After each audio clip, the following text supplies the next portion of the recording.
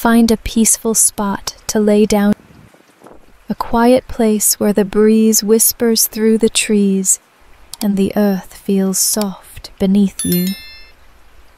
Chapter 1.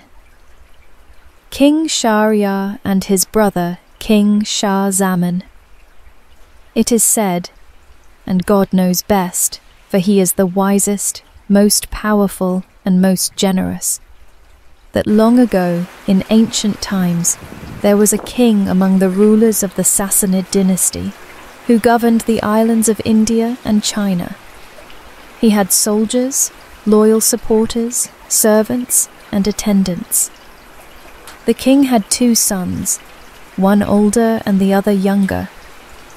Both were brave knights, skilled in battle, but the older one was a more expert horseman than the younger.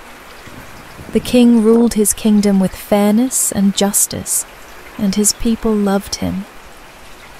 His name was King Shahriyar, and his younger brother was named King Shah Zaman. Shah Zaman ruled over Samarkand, and both were wise and just kings in their own lands. For 20 years, their reigns were peaceful, and their subjects thrived in prosperity and contentment. However, after many years, King Shahriyar began to miss his brother, and he decided to send his minister to bring him to visit. The minister agreed and set off, arriving safely and delivering the king's greeting. He informed King Shah Zaman that his brother longed to see him and was planning to visit. King Shah Zaman, upon hearing this, readily agreed and began to prepare for the journey. He arranged for his tents, camels, mules, servants, and helpers to accompany him, and left a minister to govern his land in his absence as he set off to visit his brother. In the middle of the night, he suddenly remembered something he had forgotten in his palace. So he turned back and entered his chambers, only to find his wife lying in bed, locked in an embrace with a black servant. The sight darkened his world, and his heart filled with rage. He thought to himself, if this could happen while I was still in the city, what would she do if I were away for a long time? Without hesitation, he drew his sword and struck them both down where they lay. Then, without wasting another moment, he ordered preparations for his departure and set out immediately. He traveled until he reached his brother's kingdom. His brother was overjoyed at his arrival, welcoming him warmly and celebrating his visit with great festivity. However, despite the cheerful reception, King Shah Zaman could not shake the grief in his heart. The betrayal he had witnessed haunted him, and his sorrow grew heavier by the day. His face grew pale, his body weakened, and his appetite faded. His brother, King Shahriyar, noticed this change and assumed it was due to homesickness. Wishing to lift his brother's spirits, he avoided questioning him directly. One day, however, he finally said, "Brother, I see that you've grown weak and pale. What troubles you?" Shah Zaman replied, "I have a wound in my heart, but I cannot speak of it." Wanting to cheer him up, Shahriyar suggested they go hunting together. Shah Zaman refused, so his brother set out on the trip alone. Left alone in the palace, Shah Zaman wandered and happened to glance into the royal gardens from a window. To his shock, he saw the palace gates open, and from within emerged 20 maids and 20 male slaves. Leading them was none other than his brother's queen, a woman of striking beauty. The group made their way to a fountain in the garden, where they stripped off their garments and began mingling freely. Then, to Shah Zaman's utter disbelief, the queen called out, "Masood!" At her call, a tall black servant approached her, and they embraced passionately. The rest of the servants and maids followed suit, engaging in shameless acts before his very eyes. They continued their revelry until the sun began to set. Watching this unfold, Shah Zaman muttered to himself, "By God, my misfortune is nothing compared to this. My brother, the mighty King Shahriyar, is being deceived far worse than I was." Oddly, the realization lightened his heart. His own suffering seemed trivial now. With this new perspective, he found himself eating and drinking again, no longer burdened by his grief. When Shahriyar returned from his hunt, he was surprised to see his brother looking much healthier. His color had returned, his appetite had improved, and he seemed more at ease. Curious, Shahriyar asked, "Brother, I had seen you wasting away in sorrow, and now you seem refreshed. Tell me, what changed?" Shah Zaman hesitated. "As for what caused my despair, I can tell you, but as for what lifted it, please do not ask me." Shahriyar pressed on. "I must know both. Tell me everything." So Shah Zaman recounted his story. "When you sent your minister to summon me, I prepared to leave immediately. But as I was about to depart, I suddenly remembered a special charm I had left behind in my palace. I returned to retrieve it, only to find my wife in bed with a black slave. Enraged, I slew them both and left for your kingdom, tormented by betrayal. That was the cause of my sorrow. But as for why my spirits have lifted, please, spare me from speaking of it." In the middle of the night, he suddenly remembered something he had forgotten in his palace. So he returned and entered his chambers, only to find his wife lying in his bed, embracing a black slave. The sight darkened his world. He thought to himself, "If this is happening while I am still in the city, what would she do if I were away for a long time?" Without hesitation, he drew his sword and struck them both, killing them where they lay. Then, without a moment's delay, he ordered preparations for departure and set off, traveling until he reached the city of his brother. His brother, King Shahriyar, was overjoyed at his arrival, welcoming him warmly, decorating the city in his honor, and celebrating his visit. However, King Shah Zaman, burdened with sorrow over what he had witnessed, was unable to share in the joy. His face grew pale, his body weakened, and his appetite vanished. Seeing this, Shahriyar assumed his brother's distress was due to being away from his kingdom, so, out of respect, he refrained from asking about it. But one day, he could no longer hold back his concern, and said, "My brother, I see that your body has weakened, and your face has lost its color. What troubles you?" Shah Zaman replied, "Brother, I carry a wound within me." Yet he did not reveal the truth of what he had seen. Shahriyar, thinking fresh air might lift his spirits, invited him on a hunting trip. Shah Zaman refused, so Shahriyar went alone. One day, as Shah Zaman wandered through his brother's palace, he happened to glance out of a window overlooking the royal gardens. To his shock, he saw the palace gates open, and out came 20 slave girls and 20 black slaves, among them the queen, his brother's wife, radiant in beauty. They made their way to a fountain, where they shed their clothes and began to amuse themselves. Then the queen called out, "Masood!"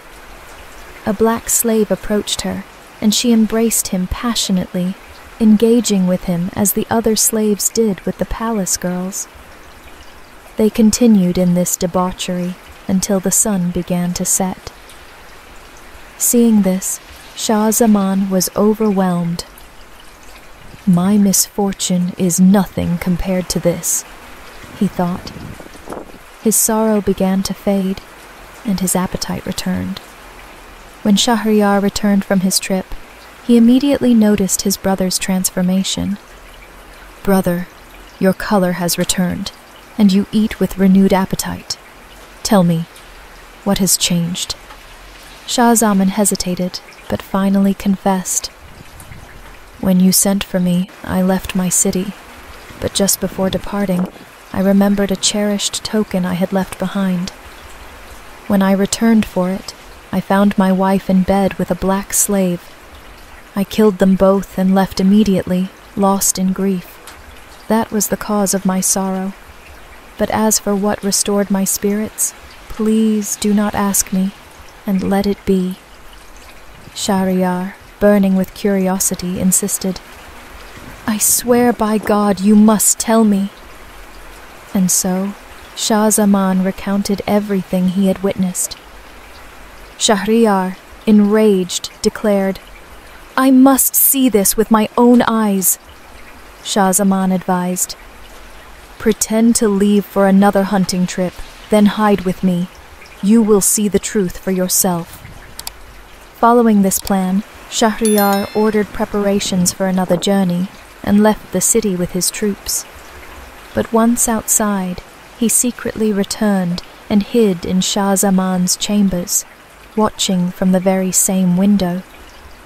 He waited, and soon, just as his brother had said, the gates opened, and the queen emerged with her slaves. They went to the fountain, cast off their garments, and indulged in the same sinful acts. Shahriyar's mind reeled at the sight. His heart burned with fury. "Brother, let us leave this place at once," he said. "We will wander the earth and see if there exists another misfortune as great as ours. If we find none, then death will be better than life." And so they left their kingdoms behind, traveling through distant lands.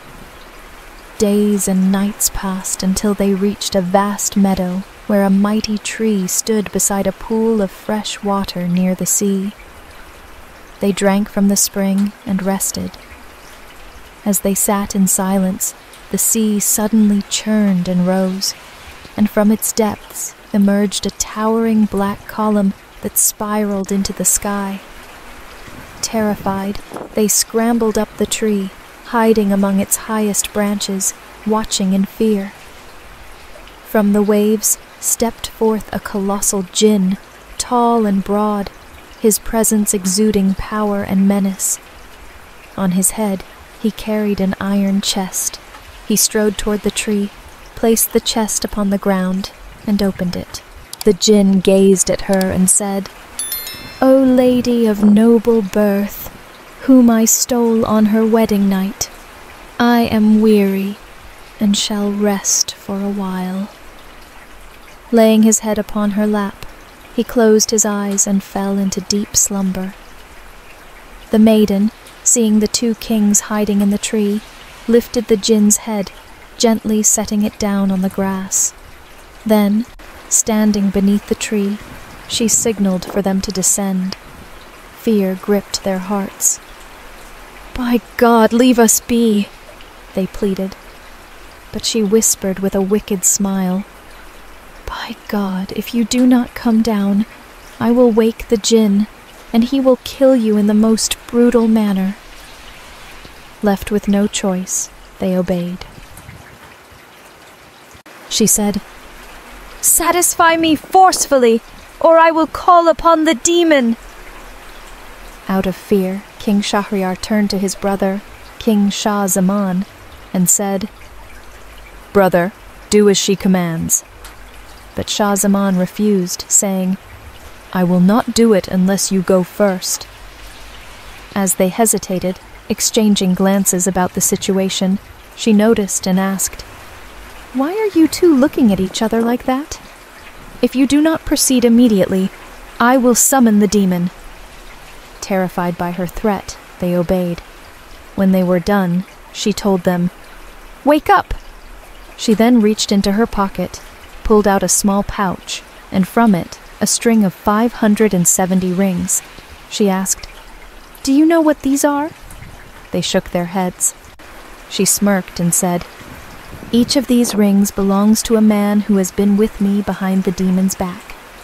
And now, you two will add your rings to the collection." They removed their rings and handed them over. Then she continued, "That demon kidnapped me on my wedding night, locked me inside a chest, placed the chest inside a box, sealed it with 7 locks, and threw it into the depths of the roaring sea. Yet he never realized that if a woman desires something, nothing can stop her." She then quoted, "Do not trust the loyalty of women, nor their promises. Their pleasure and anger are but fleeting shadows. Be wary of their deception, for they hide cunning in their smiles. Did not Eve lead Adam astray? Did not Iblis fall by their whispers?" Hearing her words, the 2 kings were utterly astounded. They turned to each other and said, "If even a mighty demon suffered greater betrayal than us, then our misfortunes are nothing." Thus, they left the woman behind and returned to King Shahriyar's palace. Fueled by rage, he executed his wife and all the servants who had been with her. From that moment on, he vowed that every night he would marry a new virgin, take her maidenhood, and have her executed the next morning. For 3 years this continued. The people lived in terror, their daughters either taken or hidden away, until not a single maiden remained in the city. Then, one day, the king commanded his vizier, "Bring me a new girl." But the vizier searched everywhere and found none. He returned home in despair, fearing for his life. Now, this vizier had 2 daughters. The elder was Shahrazad, and the younger, Dunyazad. Shahrazad was not like other women. She had read books, studied histories, and knew the tales of kings and past civilizations. It was said that Shahrazad had gathered 1,000 books of history, chronicling the tales of past nations, former kings, and poets. One day, she turned to her father and said, "Why do I see you so troubled, burdened with sorrow and grief? Hasn't it been said in poetry, 'Worries do not last forever, just as joy fades away, and sorrow is only for those who carry it?'" When the vizier heard his daughter's words, he confided in her, recounting everything that had transpired between him and the king from beginning to end. Shahrazad then said, "Father, by Allah, marry me to this king. Either I shall live, or I shall be a sacrifice to save the daughters of the Muslims and free them from his grasp." Her father pleaded, "For the love of God, do not risk your life." But she insisted, "I must do this." The vizier sighed and said, "I fear you will meet the same fate as the ox and the donkey with the farmer." Intrigued, she asked, "And what happened to them, father?" So he began his tale. Once upon a time, there was a wealthy merchant who owned many riches and livestock. He had a wife, children, and a special talent gifted to him by God. He could understand the speech of animals. His home was in the countryside, and among his many animals were a strong ox and a well-fed donkey. One day, the ox wandered into the donkey's stable and saw that the place was swept clean, sprinkled with water, and that the donkey's feeding trough was filled with sifted barley and soft hay. The donkey lay there resting, only occasionally being ridden by their master before returning to his comfort. The ox sighed and said to the donkey, "How fortunate you are! You eat the finest food, you rest in comfort, and you are barely ridden. Meanwhile I toil all day, ploughing fields and grinding grain, exhausted beyond measure." The donkey, feeling clever, advised the ox, "Listen, my friend, tomorrow when they take you to the fields and put the yoke on your neck, pretend to be sick. Lie down and refuse to move. Even if they beat you, stay down. When they bring you back and offer you food, do not eat. Go without eating or drinking for a day or two, and you'll be relieved of your burdens." The merchant had been listening to their conversation all along. The next morning, when the farmhand came to take the ox to the fields, he found him lying down, weak and unresponsive. The man hurried back to the merchant and said, "Master, the ox is ill and cannot work today." The merchant smirked and said, "Then take the donkey and have him plough instead." So the farmhand took the donkey to the fields and made him work all day in the ox's place. By sunset, the donkey returned exhausted, his neck raw from the yoke. The ox, feeling grateful, praised him. "Thank you, my dear friend, for your kindness. Because of you, I had a day of rest." But the donkey, now filled with regret, remained silent. The next day, when the ox tried to feign illness again, the donkey whispered in his ear, "Listen to me. I made a terrible mistake.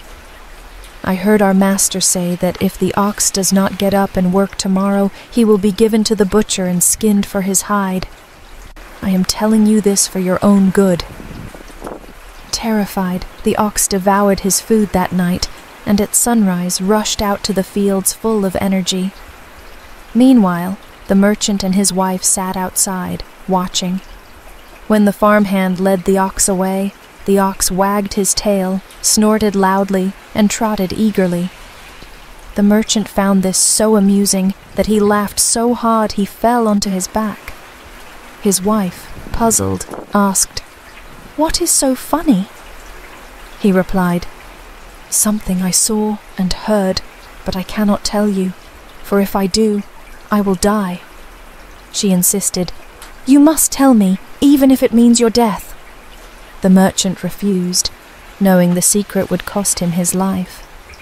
But she persisted, saying, "You are only laughing at me. You must tell me or I will never forgive you." She continued pressuring him until he finally decided to prepare for his death. He gathered his children, summoned the judge and witnesses, and made arrangements to confess the secret before dying. But before revealing the truth, he went to the stables to perform ablution. There, he overheard a conversation between his dog and his rooster. The dog scolded the rooster, "How can you be so cheerful when our master is about to die?" The rooster chuckled, "Our master is a fool. I have 50 hens and can control them as I please. He has only one wife, yet he cannot handle her. If he were smart, he would take a branch, go to her, and beat her until she either stops demanding answers or dies. That would solve his problem." Hearing this, the merchant had an epiphany. He returned to his wife, took a branch, and dragged her into a private chamber. "Come inside, and I will tell you the secret," he said. Once they were alone, he locked the door and began to beat her until she fainted. She finally pleaded, "I repent. I will never ask again." When she recovered, she kissed his hands and feet, begging for forgiveness. The family rejoiced, and she remained obedient for the rest of her days. When the vizier finished his tale, he turned to Shahrazad and said, "And perhaps this king will do the same to you." But Shahrazad remained resolute. "I must go through with this." So her father prepared her and took her to King Shahriyar. When the king saw the vizier, he asked, "Have you brought what I requested?" "Yes," the vizier replied. As the king prepared to take Shahrazad, she began to cry. "What is wrong?" he asked. "O mighty king," she said, "I have a younger sister, and I wish to bid her farewell." The king allowed her request, and so her sister, Dunyazad, was summoned. She embraced Shahrazad and sat beneath the royal bed. That night, after the king had satisfied his desire with her, Dunyazad spoke up. "Dear sister, please tell us a story to pass the night." Shahrazad turned to the king and said, "With your permission, O noble king, I shall tell a tale." Curious and restless, the king agreed, eager to hear her story. And so she began to weave a tale that would delay her fate, one night at a time.